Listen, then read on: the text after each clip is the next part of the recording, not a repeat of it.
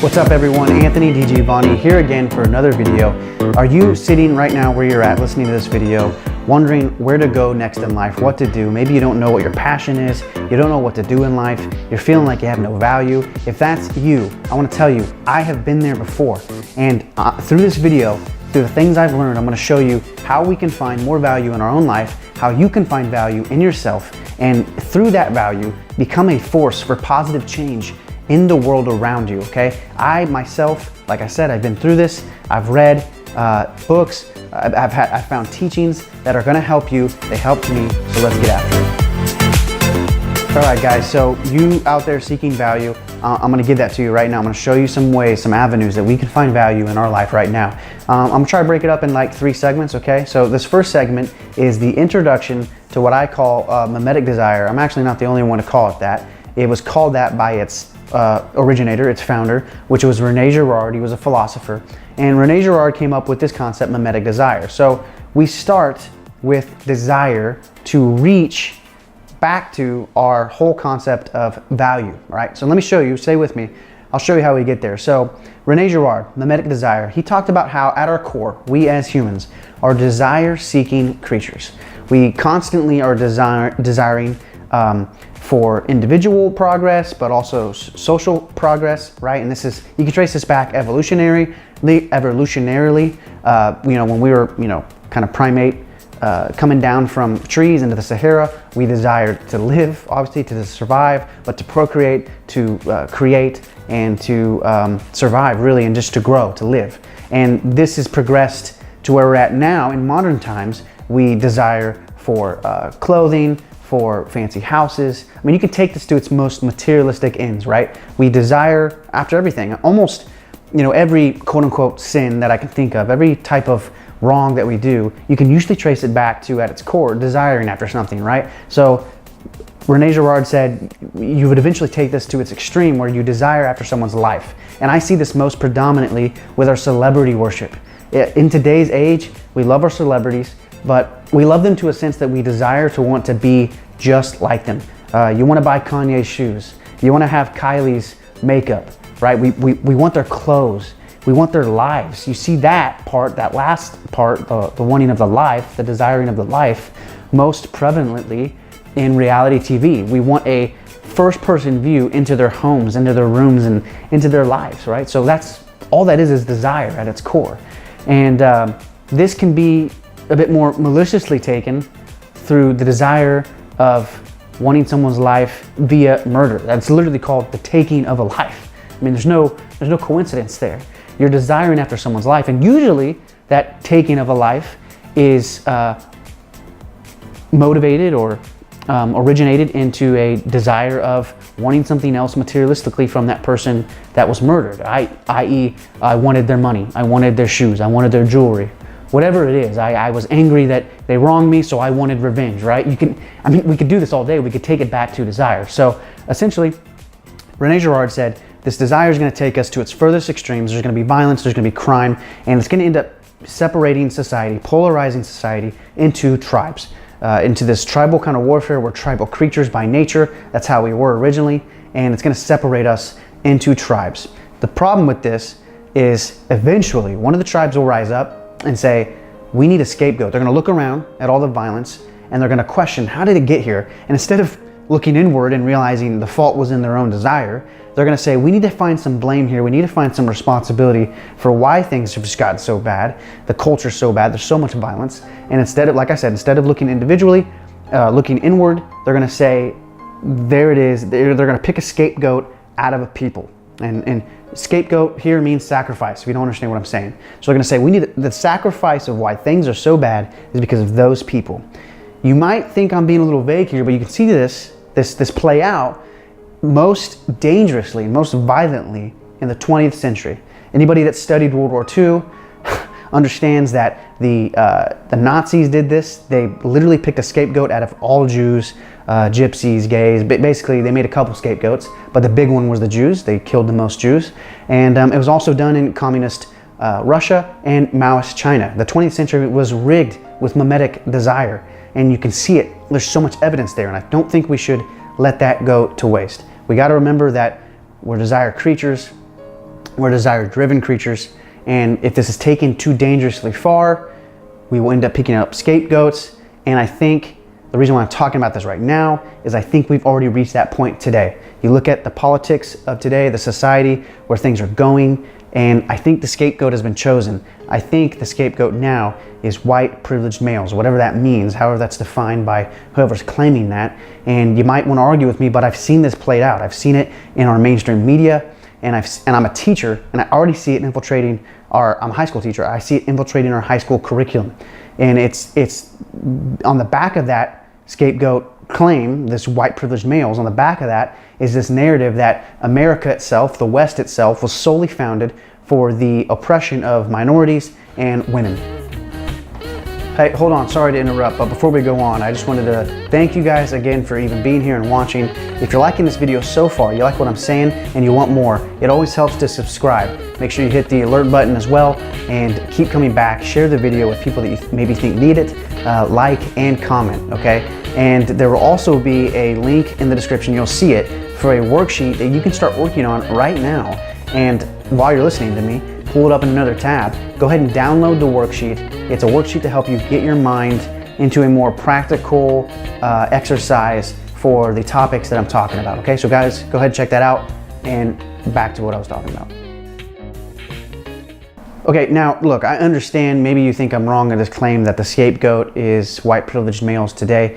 I understand I am myself a white privileged male. The thing that the issues that I raise against this narrative is that it is a narrative that pushes almost a dome or an aurora of shame and guilt on the scapegoat. And I've been raised myself through my parents, but just throughout life, knowing that I'm a white male, and a white privileged male, I've been raised to, in a sense of not guilt and shame for the past, but in a sense of responsibility to stand up for those being bullied, to stand up to inequality, to stand up for minorities, to stand up for women and defend them. I'm a pretty big guy, and I physically, I take that upon myself to try and be someone who protects people. I think this was best described in American Sniper. And Chris Kyle's father tells his boys when they're young, after a whole bullying incident, there's wolves out there, there's sheep, and there's sheepdogs. And wolves are the people that prey on others. They're the corrupt. They're the oppressors. Sheep are the people that can't defend themselves. They're the ones that are defenseless. They need help. And then there's sheepdogs. They're the ones that are there to shepherd the sheep. They're there to protect them, and they're there to fight off the wolves. And what's really cool about that is sheepdogs have a little bit of wolf inside of them. And that's a whole nother video, but we got to have a little bit, we got to be aware of the wolf inside of us to truly be a hero, right? We're creatures that embody polar opposites, where we're good and evil. And to be truly good, you have to have faced the evil. That's a whole nother video. I don't want to get off topic, but what I'm saying is I've always kind of tried to live my life to be a sheepdog. And that's my issue with the whole scapegoat, white privileged male narrative.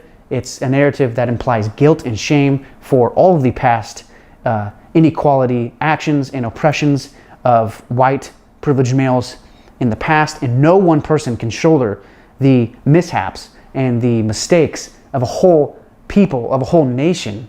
In fact, the only person I know that have ever done that was crucified. So there's that.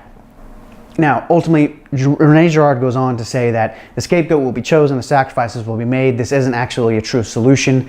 It's actually just a temporary one. Eventually, that scapegoat will be sacrificed, and it's, the smoke of it burning at the altar will fly up to the sky, and time will pass, and there will be a call for another scapegoat. It's just never going to end.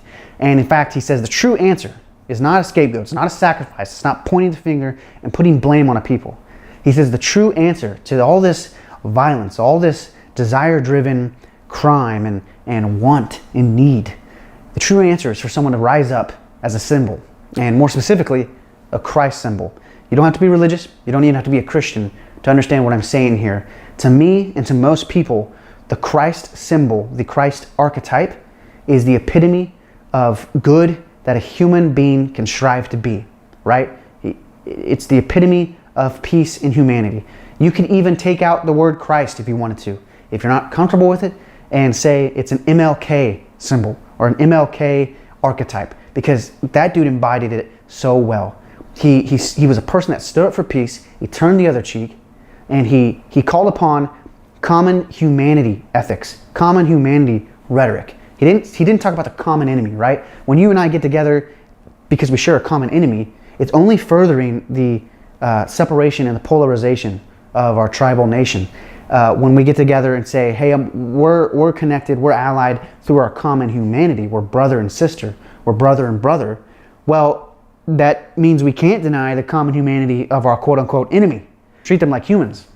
So Rene Girard says that this is the true answer. MLK embodied it perfectly, that the Christ symbol needs to rise up, and that's going to be the true answer to a society that is rigged is rigged with desire, is poisoned with desire-driven ethics and action and crime and punishment.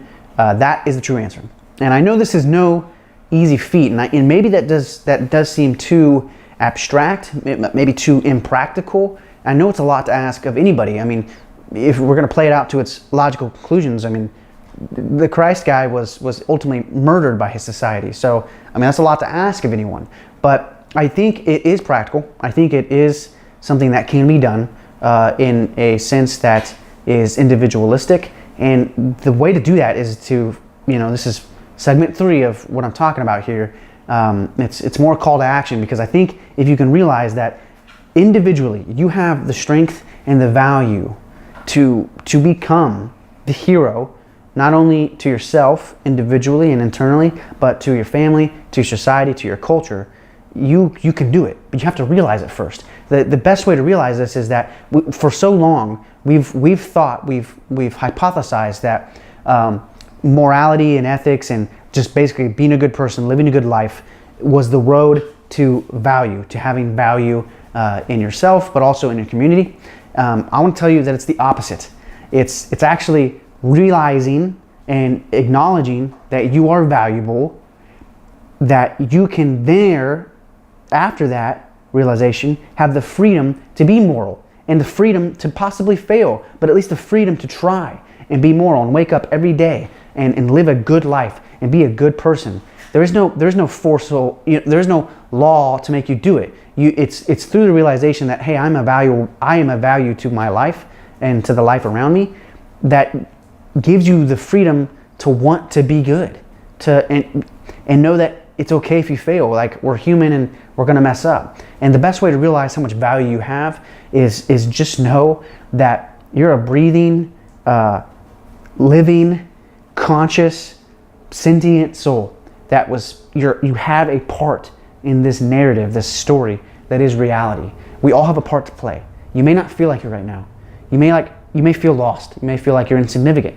But just the fact that you're here, alive, and around, means you have value. The odds of you ever being born are so small. Like the odds for human life are so small. I don't know the exact number, but it's something absolutely crazy. So the fact that you're even alive right now, listening, hearing this video, watching it, you have breath coming out of your mouth, you have a heart, you have a soul, you have value. And with that, you have the power, the individual strength to make change, to make positive change in your life, in the life of those around you.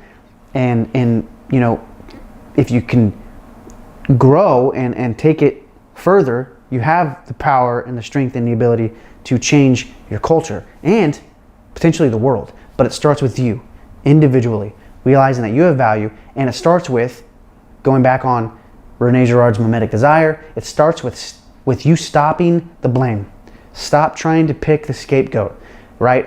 Rene Girard was talking about this in the grand scheme of social schema, like he was talking about it in a social sense. I think this is also prevalent individually. You're probably picking scapegoats in your life right now. You feel like you're lost, you feel like you're passionless, you feel like you don't know where to go. Really sit and think about this. I mean, truly think about it. Where are you trying to put blame? Where are you avoiding responsibility? Who are you making a scapegoat out of? You blaming your mom, your dad for putting you down, for being too strict, for not giving you enough and not leg up, right? That is counterintuitive to you becoming strong, to you having value. Are Or you're blaming your teachers, you're blaming your friend group, you're blaming your environment, whatever it is. If you're making scapegoats out of the world around you, your focus is in the wrong place. And it's going to stop you from finding value, and it's going to stop you from finding passion. So I hope that, guys, that this can help you. It helped me. I was in your shoes. If you're lost right now or you feel like you don't know where you're going, I was there. And reading Rene Girard's teachings on Mimetic Desire and really stopping and thinking about, where am I making scapegoats in my life? Who am I putting the blame on? Where am I evading responsibility? It really helped me. It helped me clear out all the smoke and the fog to finally see clear the path that I needed to take. I can't see it all the way down. I only can see the next couple steps, but that's more than what I had, because I used to be in the cave, the dark, deep, dark cave, and not know where to go. But I turned inward, and I turned vertical, and I fixed my heart, my soul, my mind, and I came out of the cave with a clear vision of where to go. And you can do the same. I hope this helps, guys, and I hope that you can take this, make it practical in your life today, right now. Stop living a desire-driven life, causing you to choose scapegoats, and clear all that baggage in a sense that will allow you to find value in yourself and be valuable to the world around you. Hey, real quick, before you go, I forgot to tell you, if you guys like this video, you want to do more work in your own life personally, along the lines of finding value in your life and also maybe making sure that you're not living out this mimetic desire theory, I have a little worksheet that I made up. It's nothing complex. It's actually pretty simple, but it's just to get your mind in the right place where it needs to be. So if that sounds like something you're interested in, if you just even want to take a look, go ahead, click the link below in the description. It'll be there for you, and you can download the worksheet and fill that out, and then comment, message me, whatever you got to do to let me know if you like the worksheet or if there's things I need to do to make it better, or you just want to get some more feedback. I'd be more than happy to help you guys do that. Thank you.